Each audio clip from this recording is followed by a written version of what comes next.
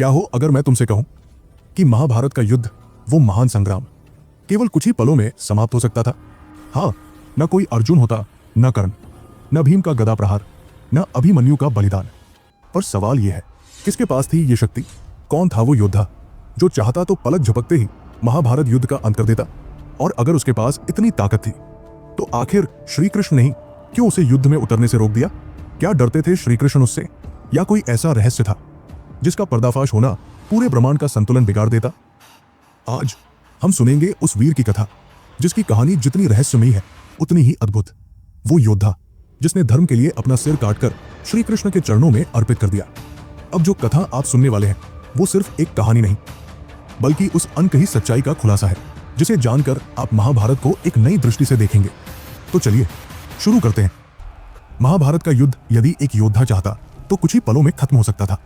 हाँ, सिर्फ 3 बाणों से पूरी सेनाएं नष्ट हो जाती, और वो योद्धा था बर्बरीक। लेकिन कौन था ये बर्बरीक? महाभारत के योद्धाओं में एक नाम बहुत प्रसिद्ध था, घटोत्कच, जो स्वयं भीम का पुत्र था।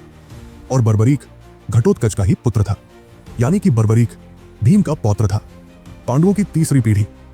कहा जाता है बचपन से ही उसमें युद्ध कला की अद्भुत समझ थी। वो अपने पिता घटोत्कच से भी अधिक तेज, बुद्धिमान और पराक्रमी था। उसका हृदय करुणा से भरा था, पर उसका साहस अद्वितीय। जब बर्बरीक बड़ा हुआ तो उसने कठोर तपस्या की। उसका उद्देश्य था ऐसे अस्त्र प्राप्त करना जिनसे युद्ध में किसी का अन्याय न हो। वर्षों की तपस्या के बाद भगवान शिव उसके सामने प्रकट हुए। शिव जी बोले, बर्बरीक, मैं तुम्हारी भक्ति से प्रसन्न हूं, तुम्हें जो चाहिए वो वरदान मांगो। बर्बरीक ने हाथ जोड़कर कहा, प्रभु, मुझे ऐसे अस्त्र दीजिए जिनसे मैं किसी भी युद्ध को न्यायपूर्वक समाप्त कर सकूं और केवल धर्म की विजय हो। शिवजी मुस्कुराए और कहा, तथास्तु। उन्होंने बर्बरीक को 3 दिव्य बाण प्रदान किए, जिन्हें कहा गया 3 बाणधारी शक्ति, और साथ ही उसे एक दिव्य धनुष भी दिया। अब ये तीनों बाण साधारण नहीं थे। कहा जाता है बर्बरीक यदि चाहे तो सिर्फ 3 बाणों से पूरी सेना का संहार कर सकता था। समय बीतता गया। जब कुरुक्षेत्र में महायुद्ध की घोषणा हुई तो बर्बरीक ने भी सुना। उसने माता मौरवी से कहा, माता, मैं भी इस धर्म युद्ध में भाग लूंगा, क्योंकि योद्धा का धर्म है न्याय के लिए लड़ना। माता ने कहा, पुत्र, ये युद्ध संसार के इतिहास का सबसे भीषण युद्ध है, क्या तुम्हें भय नहीं लग रहा? बर्बरीक ने कहा, माते, क्या आपको अपने पुत्र पर विश्वास नहीं है? माता ने कहा, नहीं, ऐसी बात नहीं है। बर्बरीक ने कहा, मैं एक योद्धा हूं और मेरा जन्म एक दैत्य परिवार में हुआ है। युद्ध से भयभीत होना ना एक योद्धा का धर्म है और ना ही दैत्य का गुण। आपके पुत्र का कौशल युद्ध में निस्संदेह महत्वपूर्ण साबित होगा। मैं नहीं जानता कि कौन उचित है और कौन अनुचित, कौन दोषी और कौन पीड़ित। मैं युद्ध लड़ूंगा तो केवल न्याय के लिए। अपने रण कौशल, प्रतिभा और साहस से सबको आश्चर्यचकित कर देगा आपका पुत्र। मैंने स्वयं को वचन दिया है कि युद्ध में मैं सदा निर्बल पक्ष की ओर से ही लड़ूंगा। माता ने कहा, मुझे तुम पर गर्व है पुत्र। अपनी माता से अनुमति लेकर बर्बरीक अपने घोड़े पर सवार हुआ और कुरुक्षेत्र की ओर निकल पड़ा। आकाश में बिजली चमक रही थी, धरती गूंज रही थी और एक अनजाना रहस्य युद्ध भूमि की ओर बढ़ रहा था। श्री कृष्ण को जब पता चला कि घटोत्कच का पुत्र युद्ध में भाग लेने आ रहा है तो उन्होंने उसे परखने का निश्चय किया। वे ब्राह्मण के वेश में बर्बरीक के सामने पहुंचे, माथे पर तिलक, हाथ में कमंडल और होंठों पर रहस्यमयी मुस्कान।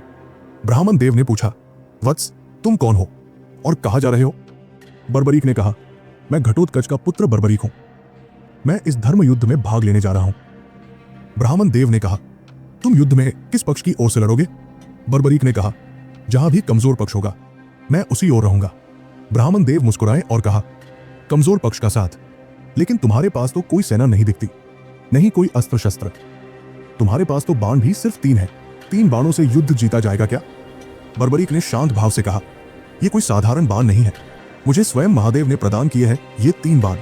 इनके लक्ष्य पर जो भी शत्रु होगा उनका नाश निश्चित है। ब्राह्मण देव ने पूछा, परंतु इतने बड़े युद्ध में तुम अपने शत्रु को पहचानोगे कैसे? अगर एक भी गलती हुई तो निर्दोष भी मारे जा सकते हैं। बर्बरीक ने कहा, यही कारण है कि मुझे 3 बाण दिए गए हैं। पहला बाण मेरे शत्रुओं को चिन्हित करेगा, दूसरा बाण मेरे मित्रों, सहयोगियों और उन सभी को चिन्हित करेगा जो निष्पक्ष है, और तीसरा बाण एक ही क्षण में उन सबका अंत कर देगा जो पहले बाण से चिन्हित है। ब्राह्मण देव हंसे, 3 बाणों से शत्रुओं का नाश? असंभव, ऐसा तो कोई नहीं कर सकता। बर्बरीक ने कहा, प्रत्यक्ष को प्रमाण की आवश्यकता नहीं होती ब्राह्मण देव, आप चाहे तो मेरी परीक्षा ले सकते हैं, बस लक्ष्य बताइए। ब्राह्मण देव ने मुस्कुराते हुए पास के पीपल के वृक्ष की ओर इशारा किया। उस वृक्ष को देख रहे हो? उसके सभी सूखे पत्तों को अपना लक्ष्य बनाओ, पर ध्यान रहे एक भी हरा या अधसूखा पत्ता आहत न हो, केवल सूखे पत्ते भेदे जाए। बर्बरीक ने सिर झुकाया और कहा, स्वीकार है। बर्बरीक ने पहला बाण चलाया। वो बाण हवा में घूमता हुआ पेड़ के चारों ओर चक्कर काटने लगा और हर सूखे पत्ते को स्पर्श कर गया। अब वे सभी पत्ते चिन्हित हो चुके थे। बर्बरीक ने दूसरा बाण चलाया और उस बाण ने सारे हरे और अधसूखे पत्तों को चिन्हित किया। श्री कृष्ण, जो अब भी ब्राह्मण वेश में थे, उन्होंने एक सूखा पत्ता अपने पैर के नीचे छिपा लिया। वो देखना चाहते थे कि बर्बरीक के बाण उसे भेद पाएगा या नहीं। बर्बरीक ने तीसरा बाण चलाया। क्षण भर में वो बाण बिजली की तरह दौड़ा और हर उस पत्ते को भेद गया जिसे पहले बाण ने चिन्हित किया था। पर तभी बाण अचानक श्री कृष्ण के चरणों के पास घूमने लगा, जैसे कोई लक्ष्य खोज रहा हो। बर्बरीक ने कहा, आपके चरण मेरे बाण के लक्ष्य के मध्य में आ रहे हैं ब्राह्मण देव। आपसे निवेदन है कि आप अपने चरण हटाइए, अन्यथा ये आपके चरण को भेद देगा। ब्राह्मण देव बोले, क्या ये बाण मेरे चरणों को भी भेद सकता है? बर्बरीक बोला, हाँ, कृपया शीघ्र अपने चरण हटाइए। ब्राह्मण देव मुस्कुराते हुए वैसे ही खड़े रहे। दिव्य बाण ब्राह्मण देव के चरण नहीं भेद पाए। ये देखकर बर्बरीक अचंभित हो गया। उसने कहा, आप कौन है ब्राह्मण देव, और ये दिव्य बाण आपके चरणों को भेद क्यों नहीं रहा? श्री कृष्ण अपने ब्राह्मण रूप से अपने वास्तविक रूप में प्रकट हो गए। श्री कृष्ण को देखकर बर्बरीक ने उनको प्रणाम किया। श्री कृष्ण ने जब चरण हटाए तो एक सूखा पत्ता उनके चरणों के नीचे छिपा था और बाण उसी को भेदने की प्रतीक्षा कर रहा था। बाण उस पत्ते को भेद कर चला गया। बर्बरीक की यह शक्ति देखकर श्री कृष्ण बोले, बर्बरीक, तुम्हारा बाण मेरा चरण भेद नहीं पाया, परंतु अब से मेरे शरीर का यह भाग सबसे दुर्बल होगा और अब कोई भी बाण मेरे इस चरण को भेद पाएगा। ये मेरा वचन है और यही मेरे इस देह को त्यागने का कारण बनेगा। ये सत्य है कि ये 3 बाण अमोघ है बर्बरीक, परंतु धर्म के लिए ये सबसे अशुभ है। बर्बरीक ने कहा, मैं यहाँ खाली हाथ लौटने नहीं आया था, मुझे इस युद्ध में भाग लेना ही है।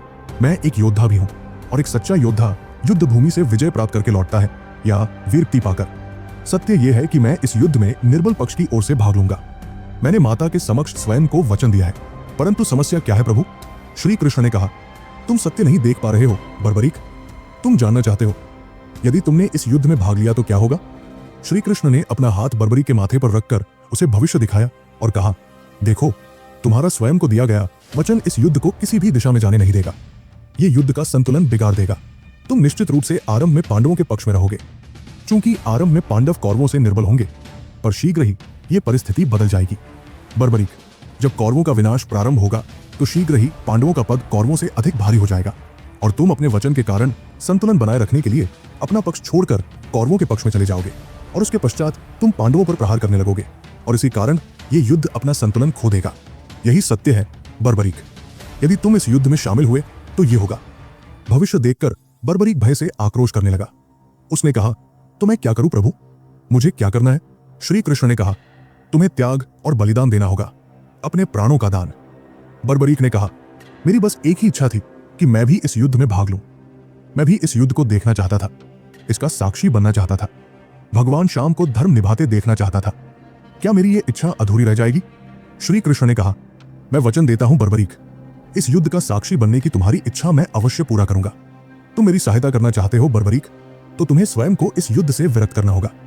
इसका केवल एक ही मार्ग है, तुम भली भांति जानते हो। बर्बरीक ने कहा, मैं समझ गया प्रभु।